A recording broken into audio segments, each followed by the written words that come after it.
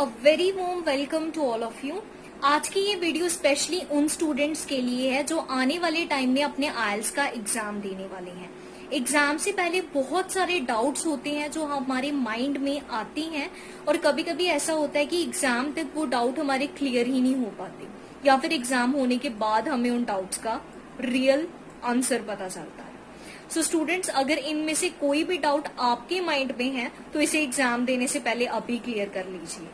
सबसे पहला डाउट कि क्या ईडियम्स यूज करने से हमारे बैंड स्कोर इंक्रीज होते हैं? Students, be alert. अगर आप अकेडमिक आइल्स का एग्जाम दे रहे हैं और आप राइटिंग टास्क में कॉमन और सिंपल ईडियम्स का यूज कर रहे हैं तो it is a bad sign, क्योंकि अकेडमिक राइटिंग में आप कभी भी कॉमन ईडियम्स यूज नहीं करते।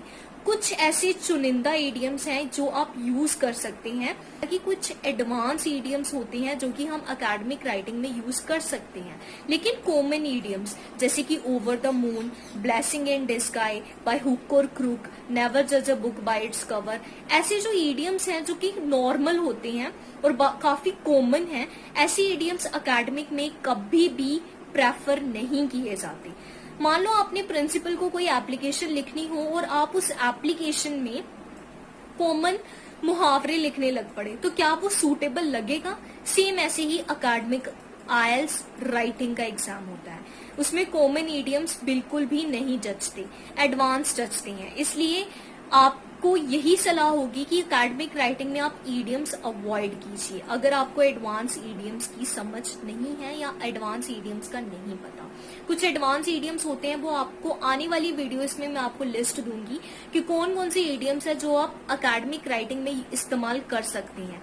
लेकिन अगर आपके पास कॉमन ईडियम्स हैं तो अवॉइड कीजिए उसे। लेकिन हाँ, अगर आप स्पीकिंग मॉड्यूल की बात करें तो ईडियम्स आर वेरी हेल्पफुल। वहां तो कॉमन से लेके एडवांस तक सारे ईडियम्स चलते हैं और ईडियम्स यूज करने से आप ये बता सकते हो कि आपको स्पीकिंग कितनी अच्छे से आती है। उसमें आप ईडियम्स यूज करके अपने बैंड स्कोर इंक्रीज कर सकते हैं। लेकिन राइटिंग टास्क में, चाहे टास्क 1 हो या 2 हो, अवॉइड इट। दूसरा, हम डाउट की बात करते हैं कि क्या हाई बैंड स्कोर लेने के लिए हमें हाई फाई इंग्लिश बोलनी होगी?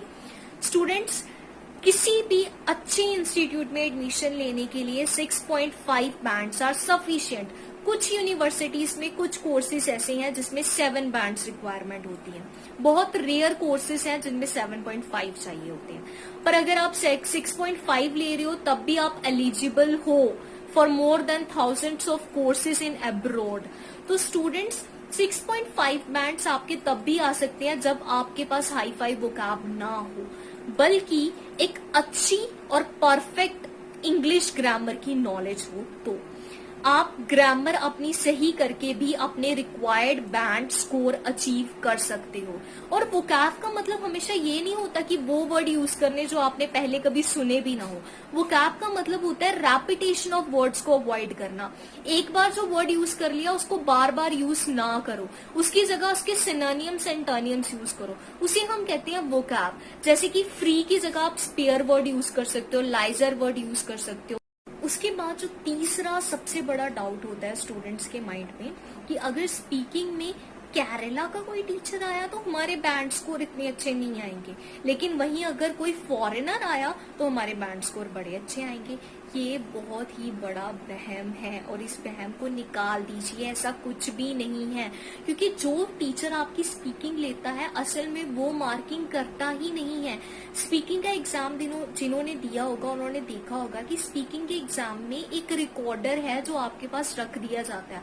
उसी रिकॉर्डर में आपकी सारी स्पीकिंग रिकॉर्ड की जाती है और उस रिकॉर्डर को सुनकर आपकी आइल्स स्पीकिंग में मार्किंग की जाती है।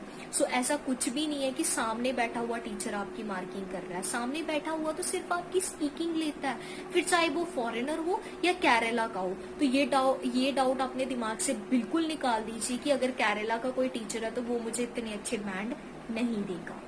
एक्चुअली आपकी मार्किंग वो सामने बैठा हुआ टीचर नहीं बल्कि वो रिकॉर्डिंग सुन के की जाती है। सो ये अपना डाउट निकाल दीजिए। इसी के साथ ही आज की इस वीडियो में मैं सिर्फ इतने ही डाउट्स क्लियर कर रही हूँ। इसके अलावा अगर आपके कुछ और डाउट्स हैं एग्जाम को लेकर, वो आप नीचे कमेंट सेक्शन में बता सकते हो और आने वाली वीडियो में मैं उनके ऊपर चर्चा करूंगी। उसके बाद स्टूडेंट्स, कुछ और डाउट्स भी हैं जो आते हैं एग्जाम से पहले, वो मैं इस वीडियो के पार्ट 2 में आपके साथ डिस्कस करूंगी। तब तक stay connected and stay positive.